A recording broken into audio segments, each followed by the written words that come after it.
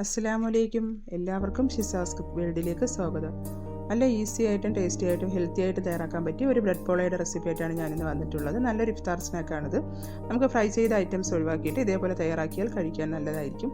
അപ്പോൾ എല്ലാവരും എൻ്റെ വീഡിയോ ഒന്ന് കണ്ടതിന് ശേഷം ട്രൈ ചെയ്ത് നോക്കുക. വീഡിയോ ആദ്യമായിട്ട് കാണുന്നവരുണ്ടെങ്കിൽ ഒന്ന് സബ്സ്ക്രൈബ് ചെയ്ത് സപ്പോർട്ട് ചെയ്യണം കേട്ടോ.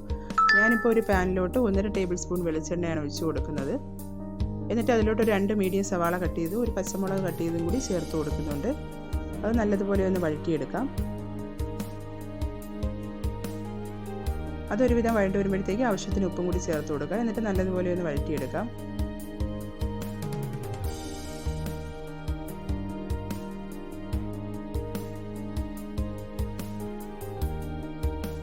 ഒരു 1.5 ടേബിൾ സ്പൂൺ ഇഞ്ചിയും വെളുത്തുള്ളിയും കൂടെ ക്രഷ് ചെയ്തതും കൂടി നമുക്ക് ചേർത്ത് കൊടുക്കാം.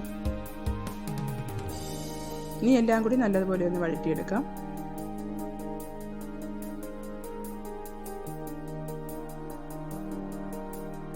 അപ്പോൾ ഇവിടെ ഏകദേശമൊക്കെ വഴണ്ട് വന്നിട്ടുണ്ട്. ഇനി നമുക്ക് മസാല ചേർത്ത് കൊടുക്കാം. 1/2 ടീസ്പൂൺ മഞ്ഞൾപ്പൊടിയും 1/2 ടീസ്പൂൺ മുളക് പൊടി, 1/2 ടീസ്പൂൺ കുരുമുളക് പൊടി, 1/2 ടീസ്പൂൺ ഗരം മസാല എല്ലാം കൂടി ചേർത്ത് നല്ലതുപോലെ വഴറ്റിയെടുക്കാം. കുറച്ച് കറിവേപ്പിലയും കൂടി ചേർത്ത് കൊടുക്കാം.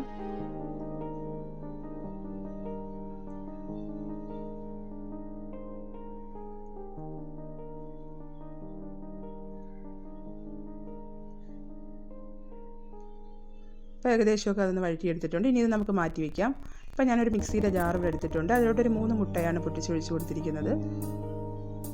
ഇനി ഇതിലോട്ട് ഞാനൊരു 1 കപ്പ് പാലും കൂടി ചേർത്ത് കൊടുക്കുന്നുണ്ട്.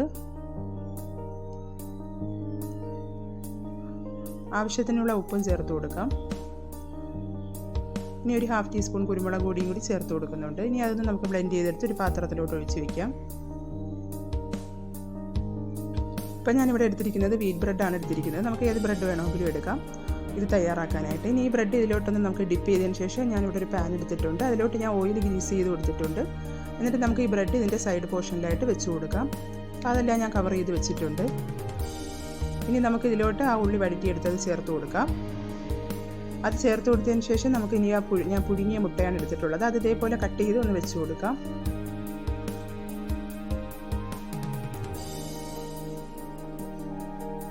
അപ്പോൾ അതെല്ലാം ഞാനിവിടെ വെച്ച് കൊടുത്തിട്ടുണ്ട്. ഇനി നമുക്ക് ഇതിൻ്റെ മുകളിലായിട്ട് വീണ്ടും നമുക്ക് ബ്രെഡ് ഒന്ന് ഡിപ്പ് ചെയ്തതിന് ശേഷം വെച്ച് കൊടുക്കാം.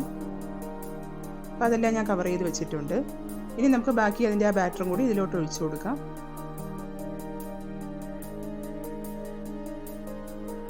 ഇത്രയേ ഉള്ളൂ, വളരെ സിമ്പിളാണ്. ഞാൻ ഇതിൻ്റെ അടിയിൽ ഒരു പാൻ വെച്ചതിന് ശേഷമാണ് നമ്മളിത് വെച്ചിരിക്കുന്നത്.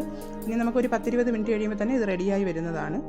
ഇനി നമുക്ക് ഇതിൻ്റെ മുകളിലോട്ട് കുറച്ച് മല്ലിയിലയും കൂടി ചേർത്ത് കൊടുക്കാം. എന്നിട്ട് മൂടി വെച്ചിട്ട് ഒരു 20-25 മിനിറ്റ് ആകുമ്പോൾ ഇത് റെഡിയായി വരും. അത് റെഡിയായി വരുന്ന ടൈമിൽ അതിൻ്റെ മറുവശവും കൂടെ നമുക്കൊന്ന് ഓയിൽ ഗ്രീസ് ചെയ്ത് ഒന്ന് നല്ലതുപോലെ ഒന്ന് ഫ്രൈ ചെയ്തെടുക്കാം. അപ്പോൾ അതിവിടെ റെഡി ആയിട്ടുണ്ട്. ഞാനൊരു പ്ലേറ്റിലോട്ട് മാറ്റിയിട്ടുണ്ട്. വളരെ ഈസി ആയിട്ടുള്ളൊരു ബ്രെഡ് പോളയാണ്. അപ്പോൾ എല്ലാവരും ട്രൈ ചെയ്ത് നോക്കുക. നല്ല ടേസ്റ്റുമാണ്. ഓക്കെ.